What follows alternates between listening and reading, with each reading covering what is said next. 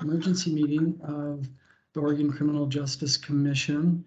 And I think we'll call the meeting to order and jump right in and see if we have anybody signed up for public comment.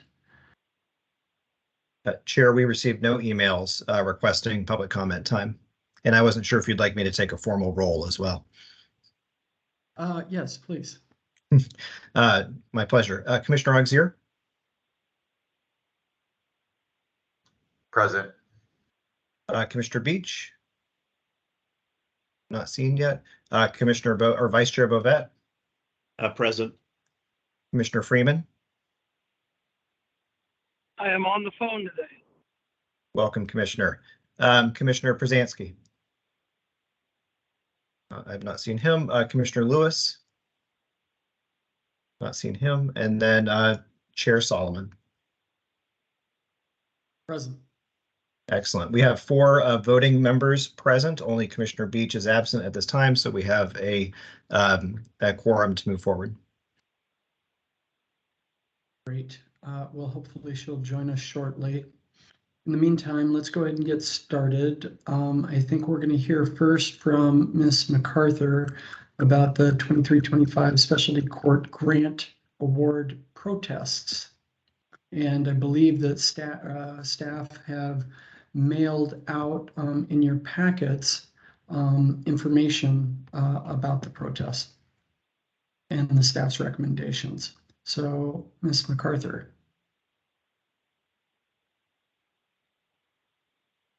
Good afternoon, Chair Solomon.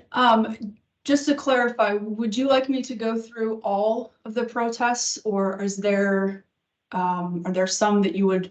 I have them either way. I can go through all of them, or I can go through a few of them, or I can go through. So I think Go if with you your could direction. I think if you could just summarize the recommendations on the 3 that didn't meet the litmus for the protest, that would be great. And then if we could talk maybe a little more specifically about Crook County, that would be my preference. Okay. For the record, I am Rachel MacArthur, a program analyst and staff here at CJC. I guess for purposes of making this easy on y'all so you can get the information, if you have some patience with me, I'm going to be pulling up different presentations with each specific county that has protested. With your direction, Commissioner, Chair Solomon, I'll actually do Crook County last, if that is okay with you. So we will start with Multnomah County. So please just give me a little bit of grace as I go in between these different presentations here.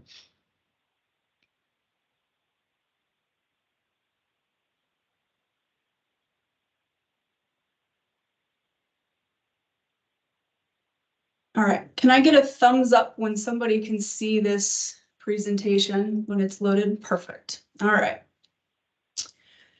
So we, staff analyzed these protests based on the language that was available in the grant administration guide. And that language specifically states an applicant may protest an award decision if the applicant is able to articulate specific reasons the application, review, or award process were in error based on applicable law, rule, or specific language in the grant solicitation.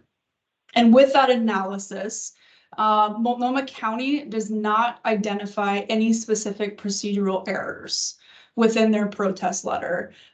They do call attention to an Oregon Judicial Department case manager position that was not funded. The county does state that this is an existing position, and the county's application describes how this position contributes to compliance with the Oregon specialty court standards. So this is based on the language in the grant administration guide. Staff analysis did not feel as though there were any specific identified procedural errors in their protest letter. And so just to give some background on process, the feedback, the grant review committee feedback that was given to applicants, specifically with funding, was to fill resource gaps, preventing courts from operationalizing the standards. Okay, so that was kind of what the GRC chose to prioritize, and each applicant was then given feedback according to what the grant review committee identified as those needs.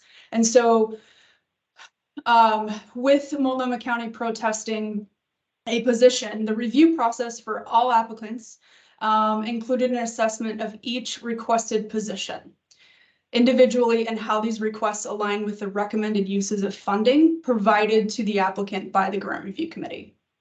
And so this was the process that was used across the board with all applicants.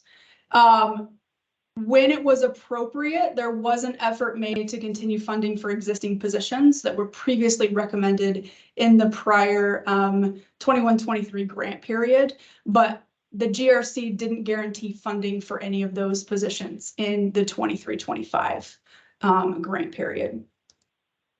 And so for Multnomah County, the case manager, specifically this position, the Oregon Judicial Department case manager position that they are asking for funding for, the case manager position was not recommended for funding in 2021. And in the county's application, they did state that it was a new position for purposes of this grant budget. And what had been occupied by OJD personnel since December 19th of 2022. And so CJC funds were allocated, that were allocated to OJD were then redistributed by OJD and Multnomah County for this position for the last 6 months. And in the 23-25 grant period, the grant cycle, with this specific request, the case manager position was found to be duplicative of duties carried out by a certified alcohol and drug counselor and a court coordinator positions. And both of these positions, based on feedback from the grant review committee, were fully funded at the requested levels by the county. And so in this analysis, CJC staff didn't feel as though Multnomah County identified a specific procedural error that was needed based on the language in the grant administration guide.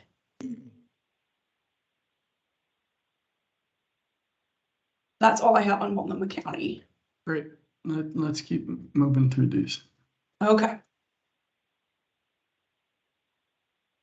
Actually, I think what I'll do is let's go through these three. If people have any questions at that point, we can ask them. Perfect. Okay.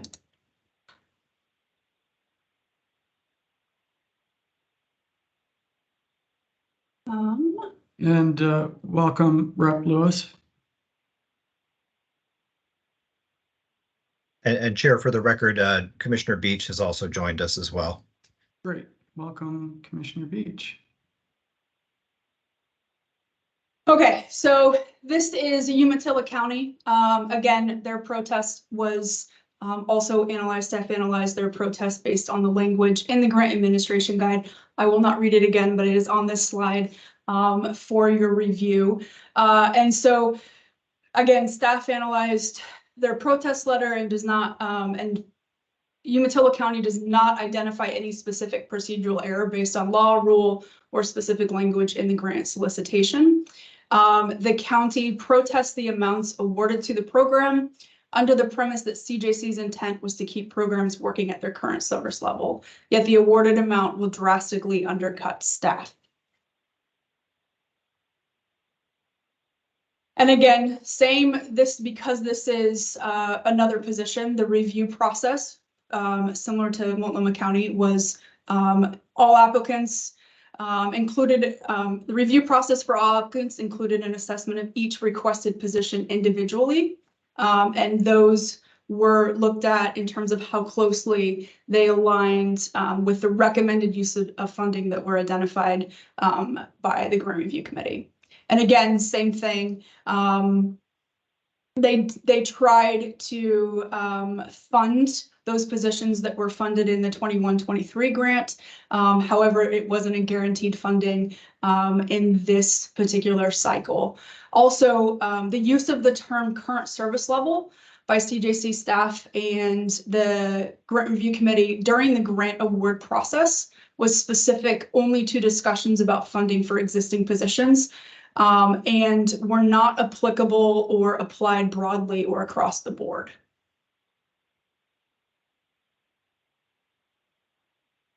And so in their letter, Umatilla County describes their approach to requesting funds for 3 Oregon Judicial Department positions at a total dollar amount similar to the previously awarded position, awarded let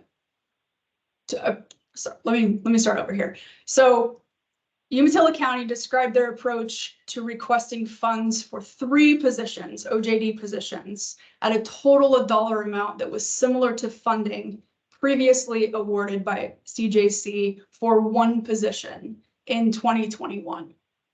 And for this particular grant cycle, an existing OJD coordinator position was identified as most directly related to feedback provided to the county, and the GRC in response recommended full funding at the level requested by the county for that position. The letter also calls attention to additional county positions that were also not funded. So again, CJC staff analysis does not feel as though there is any specific identification of a error, procedural error in this protest letter.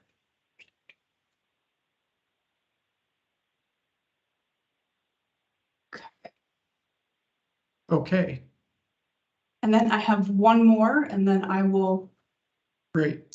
stop sharing for a second. And I'm going off camera because my bandwidth is getting kind of weird, so.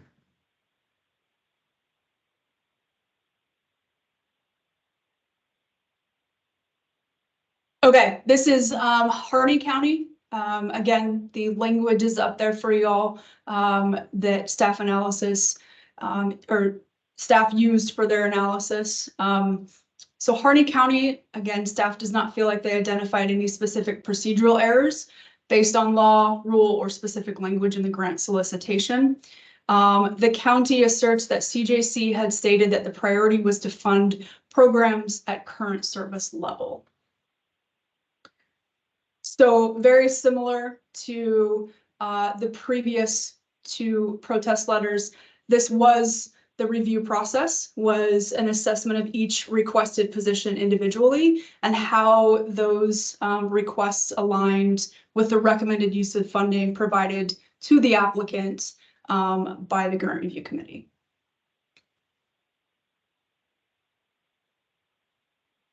And specifically in this one, the protest letter called attention to a judge position and contractual services that were not funded at levels that reflect the county's current service level.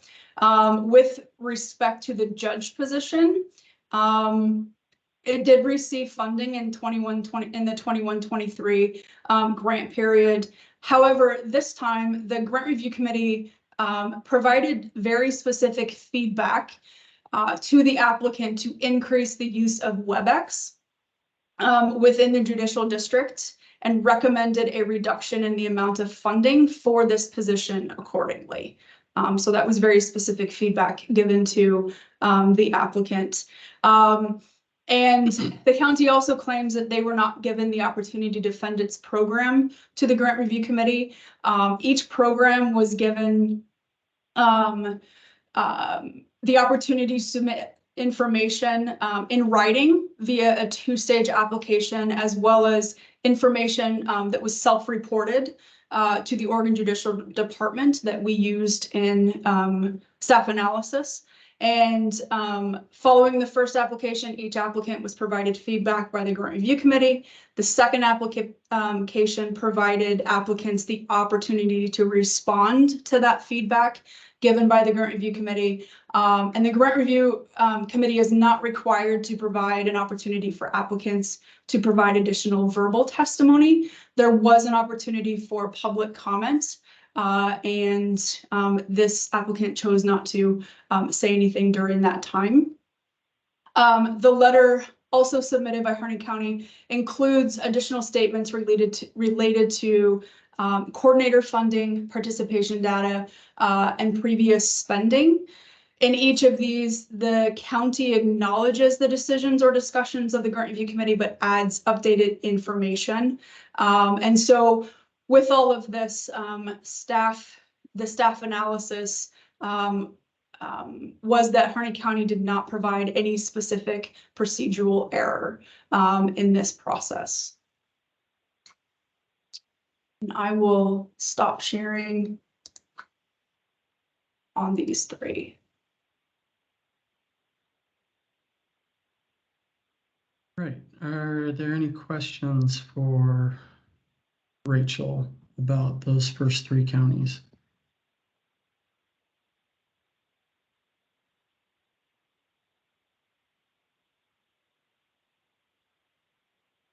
All right, hearing none, let's move on to Crook County.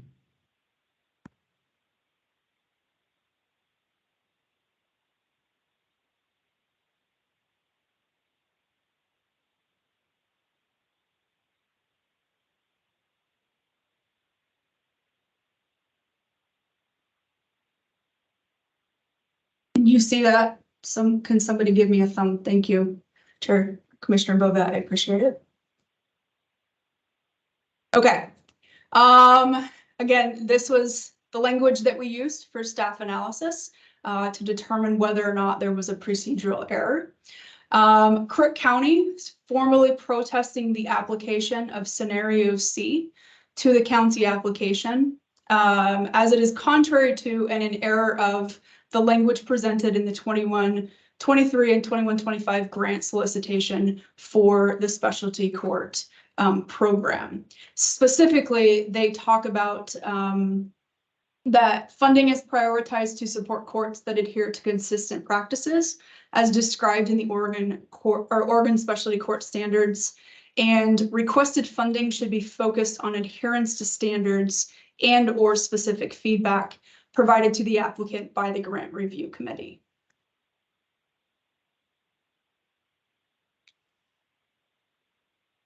And so, as a reminder, with this grant cycle, there were about $19.1 million in available funds, and the total ask was $28.7 million.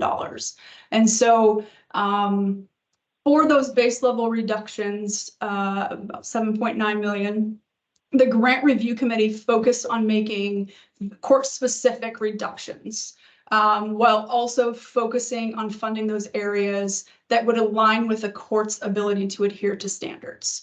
And so the GRC adopted those court-specific reductions for all 49 applicants, and that totaled approximately $7.9 million. And so there was this gap that existed between what was available in funding and that those base level reductions. And so scenario C was a reduction strategy that was applied to all funding requests by the GRC to address that gap of about $1.6 million between the requested and available funds. And so for this scenario there was a 50% additional reduction in supplies, an 80% additional reduction in housing, and then they reduced the administrative ask by an additional about 10%. And the reason why specifically these categories or areas were chosen and adopted by the grant review committee is because they were not part of the GRC feedback that reflected the adherence to specialty court standards. And so in protecting that feedback, that specific feedback given to applicants and those requests that aligned with those standards, the GRC adopted this scenario so that those requests, to the best of their ability, could be protected. And so in June, each applicant was provided a letter outlining individualized feedback from the grant review committee following a review of the materials and data submitted by the applicant in the preliminary round. And the review was focused on adherence to standards, and each letter identified standards not met, standards where improvement is recommended, recommended use of funding, and general feedback. And so each applicant got this letter after the grant review committee reviewed the preliminary applications. And so in July, with the task of making approximately $19.5 million in reductions to these funding requests, the grant review committee prioritized funding for expenses that were requested by applicants that most directly aligned with recommended uses of funding that were identified in the June letter. And the reason why is because these recommendations were made to specifically address any standards not met. And so the grant review committee prioritized that specific feedback that was given to each applicant. Okay,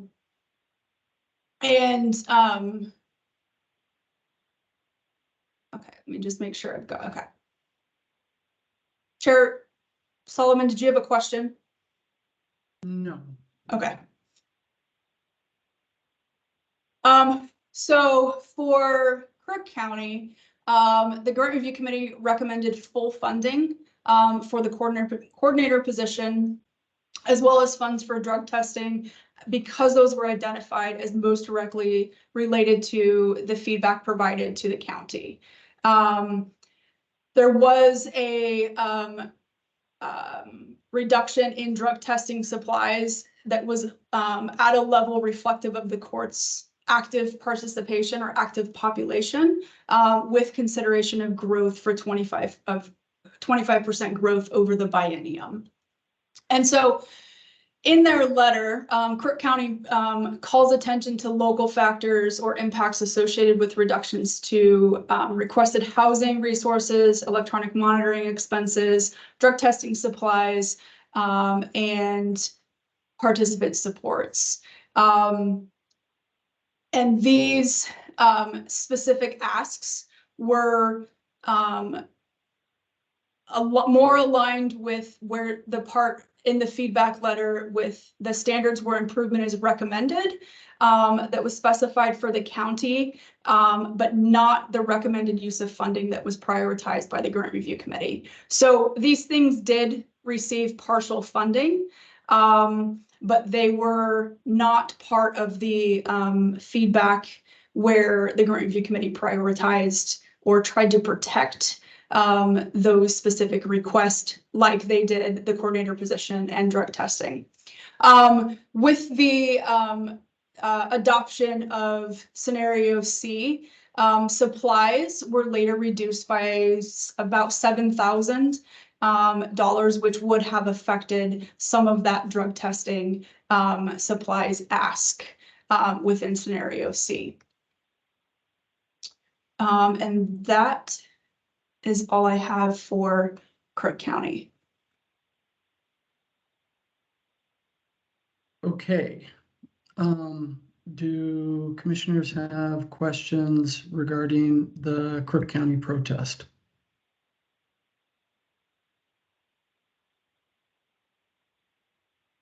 I will just say that with all of these protests, it feels like frustration with our inability to fully fund the asks that have been made. And I am sympathetic to the fact that we don't have enough money to fully fund all of the projects. However, given that the protests do not meet the statutory litmus for any error in law, rule, or solicitation language, I feel pretty strongly that our action should be to take the staff's recommendation to deny the requests for corrective action or additional funding. And I would entertain a motion. First, is there any additional discussion? This is Tim Freeman. I agree with you, and I'm also sympathetic to the fact that these are good programs. However, as long as we treated all the applicants equally, just because some protested and some didn't, we shouldn't reward those that protested if we didn't do anything wrong. So I'll make the motion to take the staff recommendation. Great. And so just want to check, Director Sanchagrin, what do you need specifically in a motion at this point? I believe that if the motion is to take the staff recommendations as written in the written materials that we submitted, that should be sufficient. I will ask my colleague Rachel if that would be sufficient for Crook County as well, or if we would only then be taking action on the 3 that we recommended did not reach the level to qualify for the protest to be heard. Yeah, so the staff recommendation for Crook County is to decline the request for corrective action. Whereas for the other 3, the staff recommendation is to decline to proceed with the letter submitted. So there are 2 separate staff recommendations. Okay, Commissioner Freeman. Can I amend my motion Yep. to include both staff recommendations, or do you want to do them separately? I'm fine with doing them together unless there's a reason that we need to do them separately. I believe I'll that sorry, Commissioner Freeman. I'm sorry, Go go ahead. ahead. I believe that if the motion on the floor is to take the staff recommendations for both categories, which would include not hearing the protests for the 3 initial counties, so for Multnomah, for Multnomah and Harney County and Umatilla Harney. County, and Correct. to And you hear the mentioned- protest but not grant the protest for Crook County, then that would be sufficient. And that's the way I read the motion. Sorry, this is Vice Chair Bovet. That's the way I understand the motion by Commissioner Freeman, and I am willing to second that motion to support both categories of staff recommendations for all 4 of these protests. And I'll make just a quick note for purposes of discussion. I want to be associated with the comments of both Chair Solomon and Commissioner Freeman, and the frustration expressed there. I'll just add that, in my humble opinion, the legislature has not adequately funded these core diversionary programs that are so incredibly valuable to people as individuals and to communities. So we have a motion by Commissioner Freeman, seconded by Vice Chair Vobet. Ken, would you like to take the roll? Certainly, Chair. Commissioner Auxier, Yes. Commissioner Beach, Yes. Vice Chair Bovet, Yes. Commissioner Freeman, Yes. and Chair Solomon. Yes. The motion passes unanimously, Chair. Great. right. COVID commutations recidivism. I believe we're going to hear from the Kellys, Ms. Officer and Ms. Gwynn. Thank you, Chair Solomon and Commissioners. I'm Kelly Officer, Research Director at the CJC, and I'm co-presenting with Kelly Gwynn, who is probably trying to pull up some PowerPoint slides. Yep, and jump in. Yesterday, Jenny sent you all a final draft report, and we welcome feedback you have on that draft report. And we also have this presentation prepared for today to go over the results of this analysis. And so we'll jump right in. Chair and Commissioners, there are some pretty detailed kind of data findings in here. So we're fine to take questions as they come. Just jump in and interrupt us. And share. We may rely on you for time if we have some good questions. So let's go ahead and jump to the next slide. Thank you. Yeah, quick background. In 2020 and 2021, Governor Brown commuted the sentences of 963 individuals in response to COVID-19 risks in prison settings. You can see the table here breaks that out by year and type of commutation. At this time, there were several other commutations and pardons that had different definitions and different criteria. This presentation and the report are specific to the COVID commutations.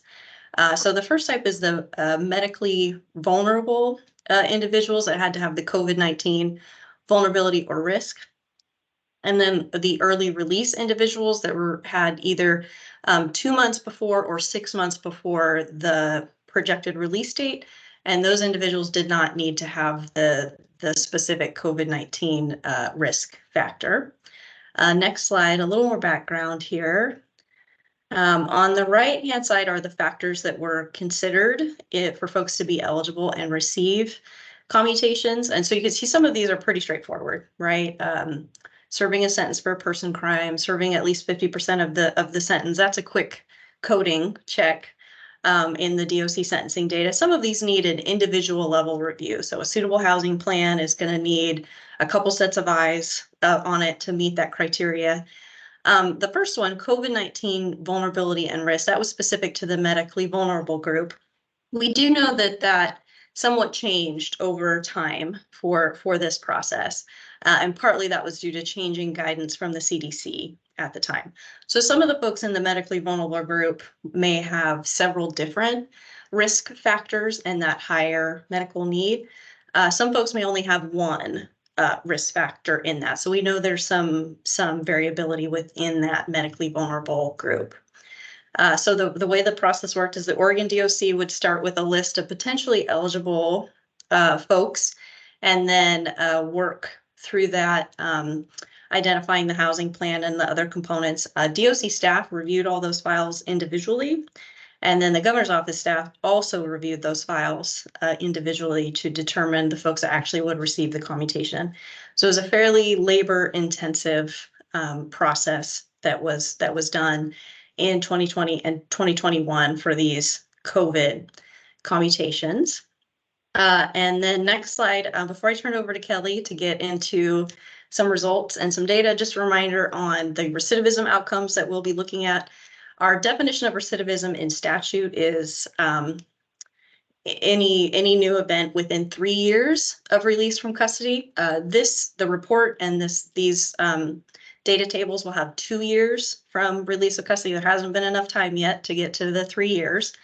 And then just as a reminder, the 3 outcomes of interest. So we have an arrest for a new crime that comes from lead. So the person has to be fingerprinted for that. Felony or misdemeanor conviction that comes from the Oregon Judicial Department Circuit Court data. So we do not have municipal or justice court convictions in that.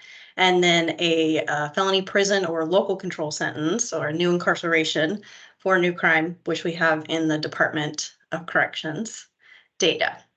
And with that, I'll turn it over to Kelly to share the results. Thank you, Kelly. My name is Kelly Gwynn, and I'm a senior research analyst here at the CJC. So as Kelly mentioned, we're only looking at 2-year recidivism rates because there haven't been 3 years since the COVID commutations.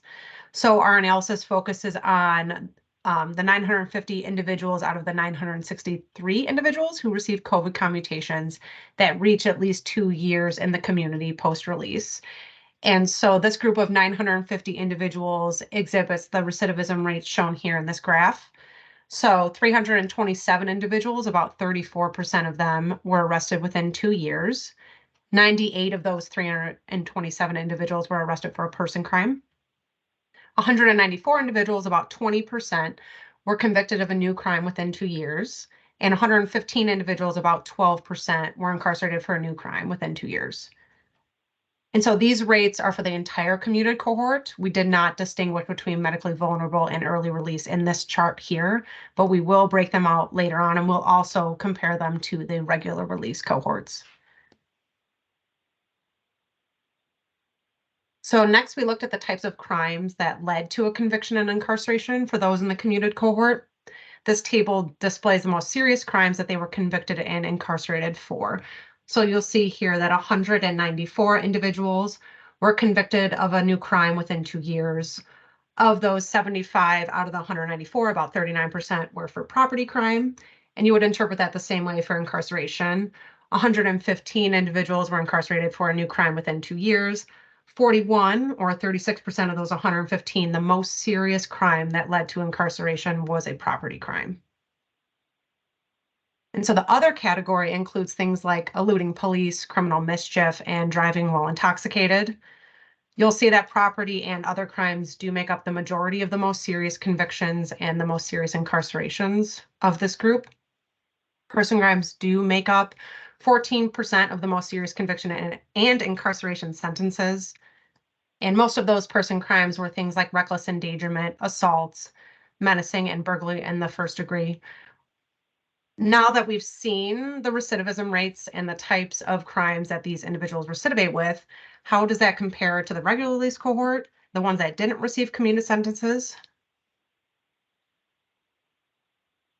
So, Kelly, quick question. So on that last slide, you had 19% or 19 people, 10% convicted of drug crimes, including delivery and manufacturing, but as well as possession. And this is post measure 110.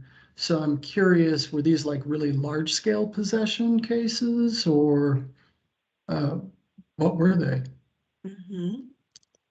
So, I may, Kelly, you might go jump in ahead. for that. I was gonna say, we've done a lot of work analyzing the drug possession convictions that come in. So yeah, I might jump in with that. So you could see we did have only the 4 that came in. So yeah, if it was a substantial quantity, then that could reach that level to be at the misdemeanor or felony.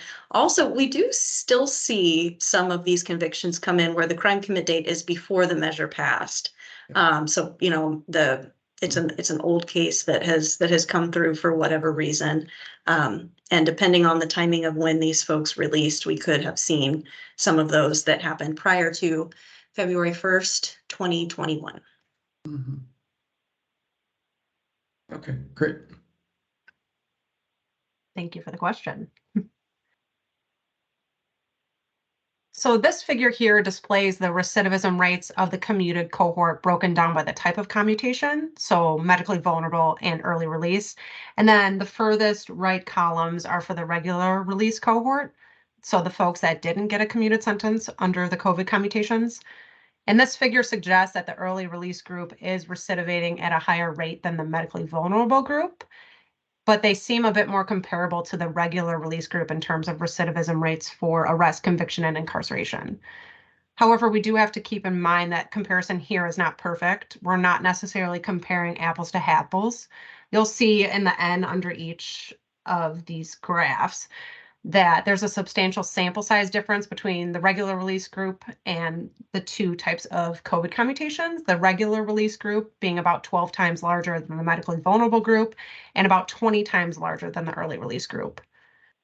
In addition to those sample size differences, the commuted cohorts also have a larger proportion of female individuals than the regular release, and the individuals were on average slightly younger population than the regular release. And then another key difference is the regular release group still includes those who were serving a sentence for a person crime.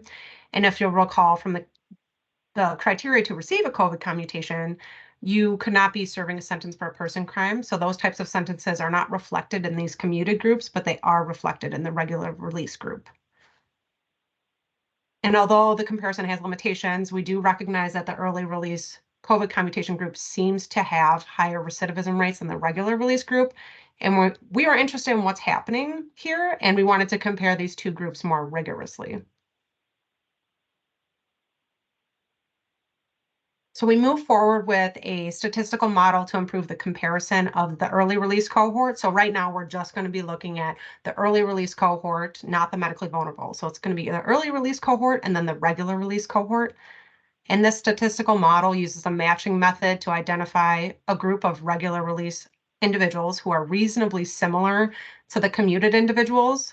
For instance, those who were released after serving a person crime sentence are not reasonably similar to the commuted individuals because none of those individuals were serving a sentence for a person crime.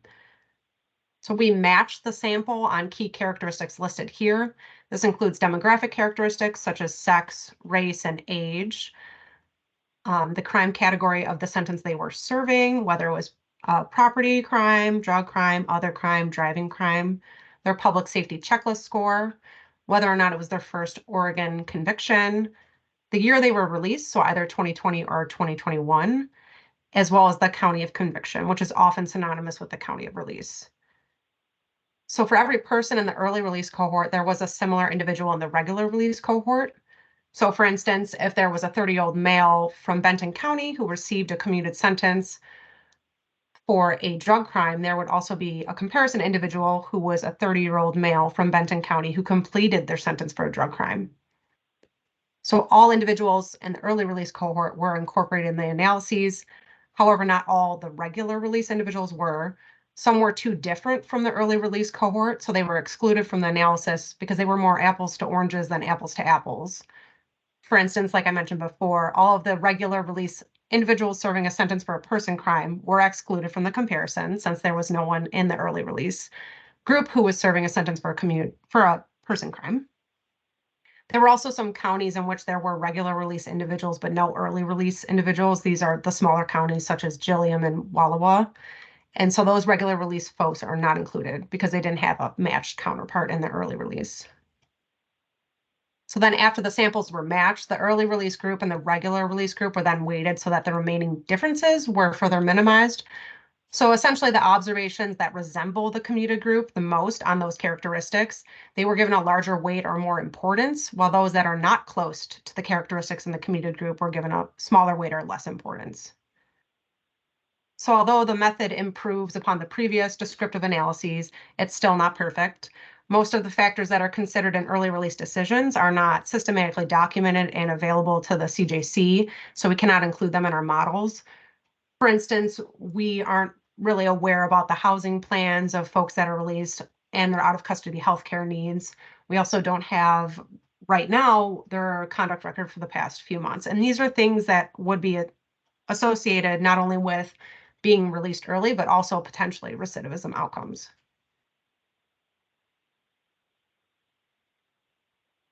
So the results from our statistical model are shown here. Oh, I think we have a question.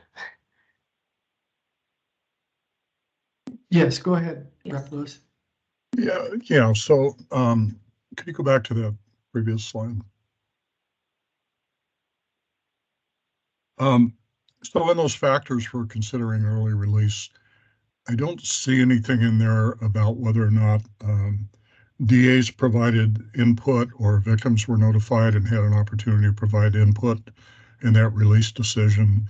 Is that a part of the release decision, or is it something separate from that? I'm not sure. That was a DOC thing. Kelly Officer might have a little bit more input on how DOC screen that people for early release. Sure. Yeah, Commissioner Lewis, I'm not sure I have a great answer either. I will say these were the factors the Department of Corrections used to identify folks, and it went to the governor's office from there. the exact steps of the process in that point, not completely familiar with. But it did go through those, you know, through DOC, through the governor's office. What we have on our end are the folks that actually received the commutations and are now looking at those 2-year outcomes. We have not received folks that were considered for a commutation and found ineligible. We've not received that information. And there could be different reasons for that, right? It could be housing, it could be a housing plan component, it could be other compliance or previous you know, supervision cycles where the person was not successful, or the example you've given where another concern comes up by, you know, partners in the community. So we unfortunately don't have that level of detail around those. We do know these 963 folks did receive the commutation, and then we can look at these recidivism rates from there. Okay, and follow-up question, Chair. Yes, go ahead. So you talked a little bit earlier about the 3-year recidivism rate definition that we follow. Are we going to be following the same individuals for another year to get a clear picture of what the 3-year recidivism rate looks like? Yeah, Commissioner Lewis, I'll take that one.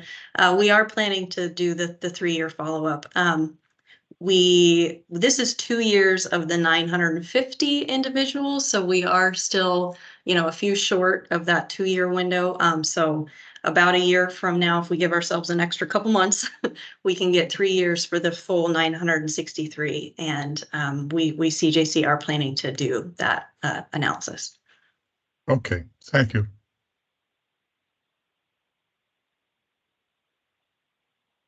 Awesome, thank you. So next. So the results from that statistical model are shown here to the right. The table displays the 2-year arrest rates, 2-year conviction rates, and 2-year incarceration rates. So the second column provides the observed recidivism rates for the early release population. And then the third column provides the observed recidivism rates for the matched regular release population. So these are the recidivism rates for the regular group that looks the most like the early release groups in terms of those characteristics we talked about in the last slide. So the first row shows the 2-year arrest rates. The recidivism rate for the early release group was about 35%. Their peers in the regular release group exhibited a 2-year arrest rate of about 41.5, 42%. And so the early release population seems to be recidivating at a lower rate than the regular release population for arrest. And conviction recidivism rates show a similar pattern. The recidivism rate for the early release group was 23%. Their matched peers in the regular release group had a conviction rate of 28%. So the early release population is recidivating at a lower rate than the regular release population in terms of conviction. And then incarceration recidivism rates show a different pattern than arrest and conviction. The recidivism rate for the early release group was 14%, and their matched peers from the regular release group recidivated at about 15%. So this is pretty comparable rates. So in general, the results suggest that once we control for those important characteristics and weight the samples equally, the early release cohort is recidivating at a lower rate than the regular release counterparts, at least for arrest and conviction. And they look very similar for incarceration. Thank you. We are open to all sorts of questions. Questions? We've just got This a is minute or Tim two Freeman. May left. I ask a few questions, please? Go ahead. Thank you. So I appreciate all this analysis, and I recognize that recidivism is a measurement data tool that's used quite a bit. And when I was in the legislature, of course, this was a conversation we had often around recidivism. But in my mind, recidivism measures the success of rehabilitation in our criminal justice system. And I think it's a really important measurement for that. However, it's an interesting measurement when you talk about what the criminal justice system is really in place is to protect citizens and the people that live in our country and our communities. The fact that our recidivism rate is about 1/3, which means the success rate's only 2/3, or 66% or around 66%. and some measurements would not be that great of a success. And I know we compare decent to other states and other areas. However, one thing that we're not looking at, and this data set doesn't look at, and I would love to know, is what crimes were committed during the time that these people that were let out of jail early would have still been in jail. Because the recidivism rate while people are incarcerated is 0. So that's a comparison I would love to see is, and I know we're using sort of the standard, 2-year, 3-year, whatever recidivism rate, but it'd be nice to see the data if these people had not been released, and I understand why they released, and there was a lot going on, but to me, that's a better measurement of providing safety to the public is, did these crimes get committed after the 2 or 6 months they would have got out anyway? So the letting out early didn't affect those, those recidivisms and those additional crimes.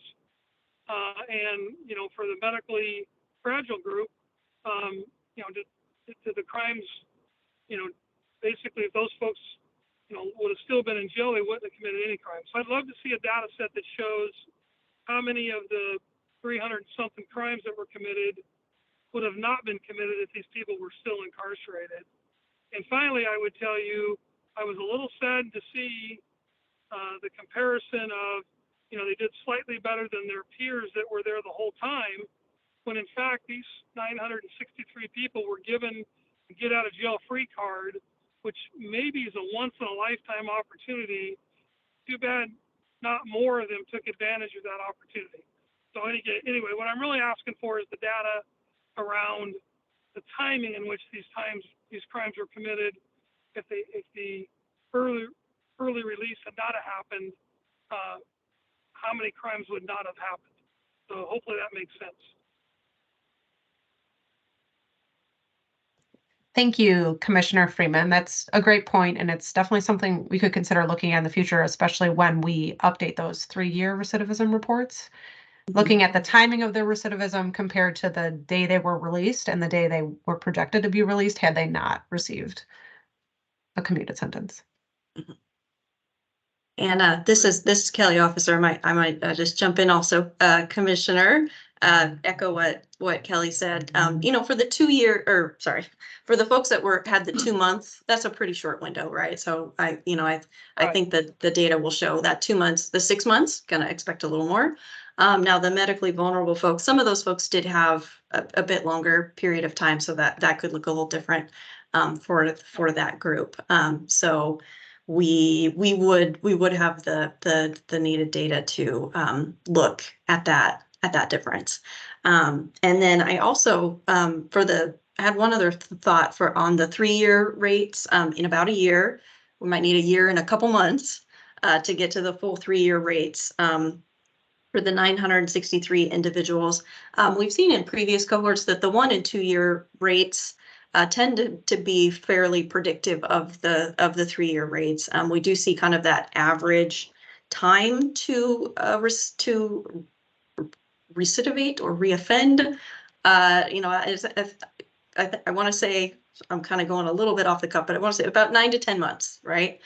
So, if we've gotten to the 18-month mark, a little less likely to see something happening in year 3, but it's our statutory definition and we want to go out those full 3 years. And then we can also dig into some of these additional details as well. Thank you. And again, I'm not trying to criticize the decision. Just if we're going to try to measure the impact or address the impact of letting people out early, it'd be nice to know the whole data set. And for a lot of the right reasons, these people were let out. I just think it's important that we know, really from the victim and the public safety side, what the impact was. Thank you. Thank you. Thank you, Commissioner Freeman. And I think we'll probably need to move on now. Thank you, Kelly and Kelly. Look forward to hearing more on the recidivism data in the future. And we'll kick it over to Director Sanchagrin for agency updates. Thank you, Chair. And I also want to extend my thanks to commissioners providing comments on this draft. And I agree with Kelly and Kelly that the timing is something we can look at moving forward. So we really appreciate that feedback on that. So yes, I just have a few minutes. I just want to provide a couple very, very quick updates to the commissioners while we all have you together. The first is it's been a little while since we've seen each other. And so at the last commission meeting, we were wrapping up some of our items that we were given as staff to work on after the legislative session. And I did want to flag for everybody, in case you had not seen it in the news, that one of the assignments that we were provided in the end of session bill at the end of last legislative session, which was to look at the impacts of the possible decriminalization of prostitution. That item was actually part of a line item veto by Governor Kotek. And so that is a study that CJC is no longer going to be pursuing as we move forward. So I wanted to flag that for folks because I know that was one that also brought about some discussion at our last meeting. In addition to that, just a few announcements. We had 2 individuals go through the Senate rules process today, the subcommittee process to be appointed to our commission. And assuming that they make it through the next round of Senate approval over the next few days, we will be welcoming a new representative from the defense community, Carl McPherson, to our commission. And we will also be welcoming Lisa Norton to our commission as well. Lisa has served previously on our grant review committee for justice reinvestment, and we're happy to have them both joining us because that will bring us up to a full slate of commissioners for the first time in a little while, and that'll have our full 7 voting folks on board. Should they be approved, their terms will begin on October 5th, so we will welcome them to our next meeting at the end of October. Another announcement is that we are currently planning, we did our first in-person meeting in Salem back in the early part of the summer. Our current plans is to have our next in-person meeting in November down in Lane County, hosted by our chair, Paul Solomon. Location is TBD, and any extracurriculars are also to be determined at this time. If you'll recall, when we were in Marion County, we were able to visit their transition center and some of their other items that received JRI funding, and we hope to do the same in Lane County. So more to come on that in the coming weeks. And then finally, a lot of that organization will be undertaken by a new staff member. Most of you have worked with Jenny Duchars for all of her time at CJC so far. She is sticking with us, but in a different role. She has been moving over to our operations department to perform administrative duties over there. Carol Allred is our new hire who should be starting in the next week and a half. And so be looking out for some emails and contacts from her. She'll be taking over those duties. And so it'll just be a new email address for you all to look out for. Those are the quick updates that I have. I'm amazed I fit them into 3 minutes. So if folks have any questions for me, I'll gladly take them. If not, I'll turn it back over to Chair Solomon. Well done, Director Santrigan. Right. Do we have anything else from members of the commission? Right, then I think we will adjourn a couple minutes early if I can get a motion to that effect. So moved. For a second. I'll second. Right. All those in favor, signify by saying aye. Aye. Aye. Or bye. Aye. All right.